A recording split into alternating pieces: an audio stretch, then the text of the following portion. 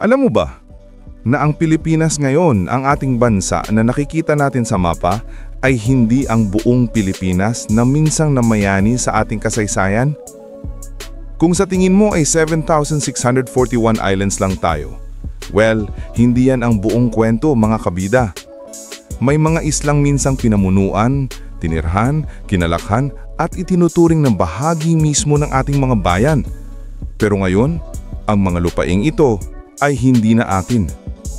Mga teritoryong unti-unting nawala dahil sa kolonisasyon, digmaan, politika, treaty, bentahan at diplomasya. Sa video na ito, aalamin natin ang mga teritoryong dati ay pag-aari ng Pilipinas. The ones we lost, the ones taken, the ones traded, the ones we simply never got back. Pero bago yun, huwag kalimutang mag-like, comment, at subscribe for more contents like this. Let's get started. Guam, ang kapatid ng Pilipinas sa Pasifiko. Kung may isang lugar sa Pacific na masasabi nating tunay na kapatid ng Pilipinas, walang duda, Guam yan. Noong panahon ng Kastila, pinamunuan ng Guam bilang bahagi ng Captaincy General of the Philippines. Ibig sabihin ay sakop ito ng Maynila. Iisang pamahalaan, iisang sistema, at iisang impluensya. Ngunit, nagbago ang lahat matapos ang Spanish-American War noong 1898.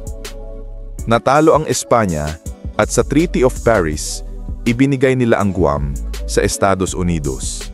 Isang islang dating sakop ng Pilipinas, ngayon ay isang US territory na. Northern Mariana Islands, ang mga islang nawalay sa Pilipinas.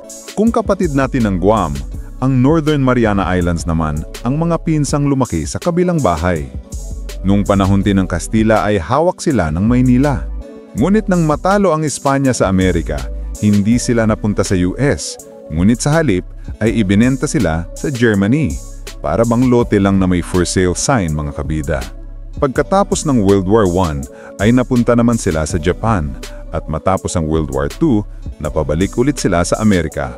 Palipat-lipat mang kamay, palipat-lipat ng amo, mula Espanyol papuntang Aleman, napalipat sa Hapon hanggang mapasakamay sa mga Amerikano. At habang lahat ng ito ay nangyayari, ang Pilipinas ay unti-unting nawawalan ng impluensya sa mga islang dating kabahagi nito. Caroline Islands, ang bagong Pilipinas. Ito ang nakakagulat mga kabida. Alam mo ba na tinawag ng mga Kastila ang Caroline Islands bilang Nuevas Filipinas?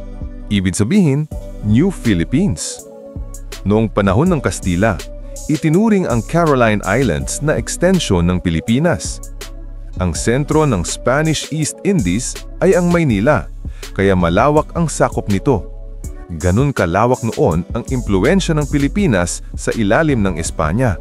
Kaya lahat ng isla mula Pacific hanggang Micronesia ay konektado sa atin. Ngunit noong 1899, dahil sa pagkatalo at pagkakautang ng Espanya, ibinenta din nila ang Carolines sa Germany. Isang bentahan na naghiwalay sa New Philippines mula sa totoong Pilipinas. Mula noon ay naging bahagi ito ng German Micronesia hanggang sa masakop ng Japan at kalaunan ay napunta naman sa Estados Unidos. Pagdating ng modernong panahon, naging independent ang mga bansang Micronesian. And just like that, ang New Philippines ay naging not Philippines anymore. Palau, ang islang may representative sa Philippine Congress. Ang Palau ay isa sa pinakamakabuluhang teritoryong napalayo sa Pilipinas. Bakit? Dahil noong 1898, nagpadala sila ng kinatawan sa Malolos Congress, ang unang kongreso ng Pilipinas. Isang rare moment sa history kung saan isang grupo ng isla sa Pacific ay may boses sa loob ng gobyernong Pilipino. Ibig sabihin ay naging bahagi sila ng ating political identity. Ngunit tulad ng Carolines, ibinenta rin ng Palau ng Espanya sa Germany noong 1899. Mula doon, sumunod sila sa daloy ng kasaysayan ng Micronesia hanggang maging independent nation na din. Kung hindi sila naibenta noon, malaki ang posibilidad na ang Palau ngayon ay bahagi pa rin ng Pilipinas. Palmas Island, ang islang nakuha ng Netherlands. Ang Palmas Island, Umuyangas na ngayon mga kabida, ay isa sa pinakakontrobersyal na teritoryong nawala sa atin. Bahagi ito noon ng Davao at matagal nang kinikilala ng mga Pilipino. Ngunit dahil inangkin ito ng Netherlands na may hawak noon sa Indonesia, umabot ito sa international arbitration. Matapos ang mahabang pagdinig, ay idineklara ng mga tagapamagitan na mas matibay ang claim ng Netherlands.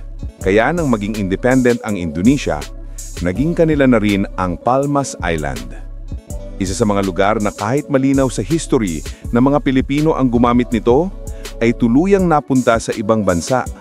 Ang kasaysayan na lang ang nagsasabing, Pilipinas ito noon. Talaud Islands, ang mga islang nawala dahil sa negosasyon. Ang Talaud Islands ay mga islang napakalapit sa Mindanao. Tinatayang nasa 380 kilometers lang ito mula sa Davao. Dati rin itong hawak ng Spanish East Indies kaya konektado sila sa Pilipinas. Ngunit nang sakuping tayo ng Amerika ay nagkaroon sila ng kasunduan sa Netherlands at noong 1906 bilang bahagi ng border negotiations ay ibinigay ng US ang Talaud Islands sa Dutch East Indies. No protest, no plebiscite, no public debate.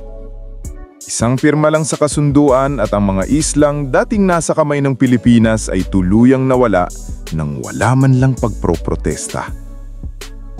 Spratly Islands, ang teritoryong hanggang ngayon ay pinag-aagawan.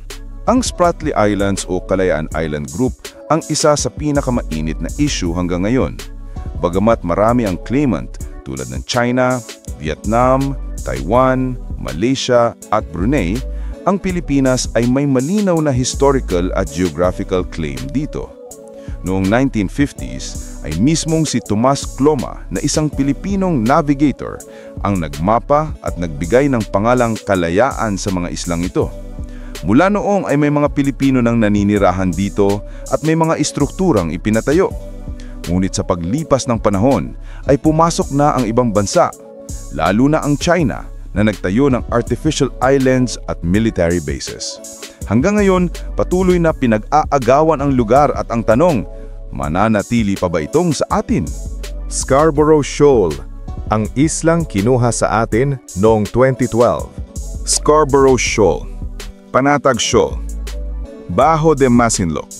Ito ay mga tradisyonal na pangisdaan ng mga Pilipino, mga kabida. Sa loob ng maraming siglo, ay dito sumisilong ang ating mga mangingisda tuwing may bagyo o malakas na alon. Ngunit noong 2012 ay pumasok ang China at naglagay ng blockade. Mula noon, hindi na natin kontrolado ang Scarborough Shoal. Kahit nanalo tayo sa Hague Tribunal noong 2016, hindi pa rin tayo nakabalik sa lugar na ito. Ito ang isa sa mga teritoryong opisyal na sa atin, ngunit hindi natin mahawakan. North Borneo or Sabah, ang teritoryong nasa dugo pero hindi na nasa mapa. Ito ay isa sa pinakamatinding usapin pagdating sa teritoryo, mga kabida, ang Sabah. Bahagi ito noon ng Sultanate Omsulu at may kasaysayang nagpapakitang hawak ito ng mga ninuno nating Muslim. Ngunit dahil sa mga kasunduan at pampulitikang internasyonal, napunta ito sa British North Borneo Company at kalaunan ay naging bahagi ng Malaysia noong 1963. Bagamat may mga Pilipinong naniniwala pa rin na bahagi ito ng Pilipinas, internationally ay kinikilala na itong parte ng Malaysia. Isang lupain na may dugo at kasaysayan ng Pilipino, pero wala ng kontrol ang bansa rito. Turtle Islands, ang mga islang hinati sa dalawang bansa. Ang Turtle Islands o Taganak Islands ay isa sa mga teritoryong literal na hinati. Noong nabuo ang Malaysia sa taong 1963, ay hinati ang isla sa dalawa. Ang kalahati ay sa Pilipinas at ang kalahati ay sa Sabah o Malaysia. Dati ay buo itong pinamumunuan ng Pilipinas, ngunit dahil sa political restructuring ng rehiyon, ay nahati ang pamamahala rito. Taiwan, ang islang nahiwalay sa Pilipinas. Nakakagulat ba, mga kabida? Oo, tama ang narinig mo. Ang Taiwan. Noong 1626, sinakop ng Espanya ang Northern Taiwan.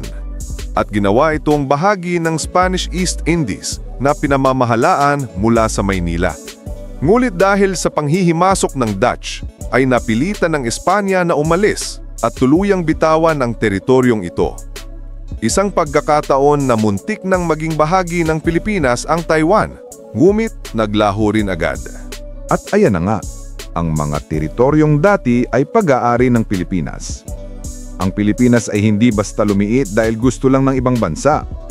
Nawala ang mga teritoryo natin dahil sa digmaan, treaty, bentahan at mga kasunduang hindi natin kontrolado.